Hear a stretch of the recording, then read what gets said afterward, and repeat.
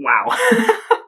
That's all I'm gonna have to say about this episode. Just one word, wow. I should elaborate a little bit more as to why I'm saying wow, but I'm gonna be honest here. I'm still kind of surprised. I'm still kind of surprised about this episode because this episode kind of got me to be more conflicted about my feelings on Teppei. He is on a redemption arc in this episode. Like, he does begin a redemption arc where he's trying to become a better person. At the same time, though, none of this will absolve the horrible stuff he had done in previous loops and in the past to Satoko. Like, none of his redemption should absolve him of his sins, which he even recognizes that himself. He recognizes that what he's done in the past is unforgivable, and he's not even looking for forgiveness. He's just trying to, move to become a better person. And he does not expect Satoko to accept him as a better person, despite how he still wants to, be in some sort of contact with her. He knows that she can never forgive him, for which I'm gonna say this now. That's a big improvement. Teppei is a piece of shit, but he recognizes that he is a piece of shit, and he's trying to, become a decent person from now on. Now, I don't know if this is going to be his character direction for the rest of the franchise, but at the same time, I do agree that, Teppei's redemption was done pretty well, in my opinion.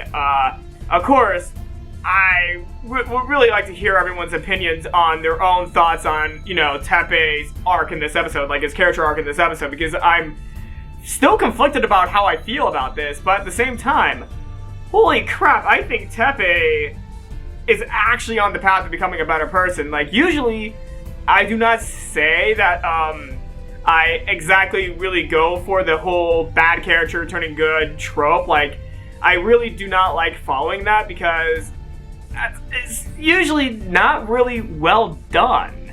But the Teppei one, I actually somewhat believe that he's actually trying to become a better person.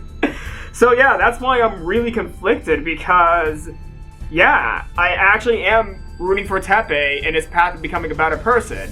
At the same time, though, that should not absolve him of all what he has done to Satoko in the past. Like, what I'm saying is, what he has done to Satoko is unforgivable, and he shouldn't be forgiven at all, or people should, ever forget what he did to Satoko.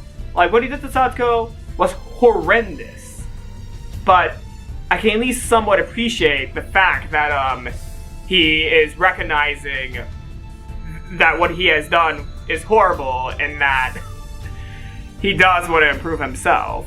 I could definitely see that Satoko is very hesitant to, interact with Teppei from his actions in this episode. Like, she's still definitely very scared of him, for which that is understandable. That is definitely understandable, and I can understand why, she still feels conflicted about Teppei. But at the same time, you do see some inferences of Satoko actually, trying to, think that maybe her uncle might actually be, trying to become a better person. Though, of course, I cannot speak for Satoko herself. And, yeah, I'm just saying my own opinions here. And please put your own opinions down in the comments below. This is a heavy topic, but it's also a topic that, I think Rikishi read it out quite well in regards to the, how Teppei is trying to at least do some sort of redemption while recognizing that he cannot fully, redeem for his past actions. I feel like the way it was all written was really well done. Like, it gets you to think. Like, the When They Cry series is definitely a series that gets people to think. And this scene in general did get me to think a lot with prior knowledge of, over a decade of knowing Teppei Hojo as the biggest piece of shit on the planet. But now, he's a lot more complex, and some parts of me do want to root for him on his path, to become a better person. But at the same time, I'm just conflicted about that thought. Let's move on to a little bit more of a lighter subject, even though the subject I just brought up before is the main, topic of this episode and the main thing for people to think about. Like, definitely, this part should not overshadow this first part of this video, but I do want to mention that, holy crap, I love Satoko as a looper. I'm gonna say this now. Satoko as a looper is fucking amazing. Like, the beginning of the episode, where she keeps on looping to cheat at the game of of memory cards, where she keeps on just repeating the game over and over again so that she has an absolute win, was just awesome. And her monologue to Keiichi before playing just was so reminiscent of what Rika told Keiichi at the beginning of Higurashi. Like, the whole similarity in that scene already made me know that this episode was going to be really good. Satoko is a villain, in my opinion. It's making me like her even more. It's making me like her even more. She's just so interesting to watch. I'm sorry, but she's just one of the most interesting characters to watch now in Higurashi. And I'm gonna be honest here, compared to Rika, Satoko's storyline, some people are gonna get mad at me for saying this, but I think Satoko's storyline is much more interesting than Rika's storyline in regards to, you know, how she is, you know, going through her own time loops. Even though their stories are completely different, I think Satoko's is a little bit more interesting than Rika's.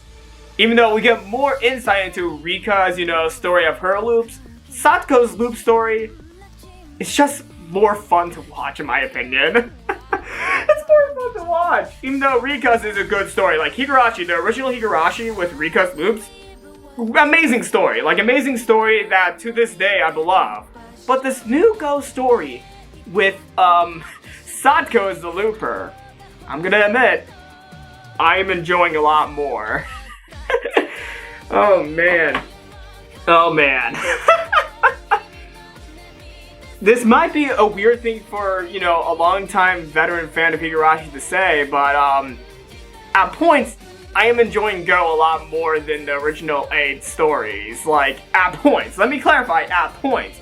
I still think Higurashi and Sumi Horoboshi are 1,000 times better than Higurashi GOU, and Miyakashi being 100 times better, along with Tariguroshi being 100 times better than GOU. At the same time, however, GOU's just an interesting story to me now. Like, I may have had mixed feelings about it towards the beginning, but now once everything is coming together, I have to say, I kind of really enjoy GOU.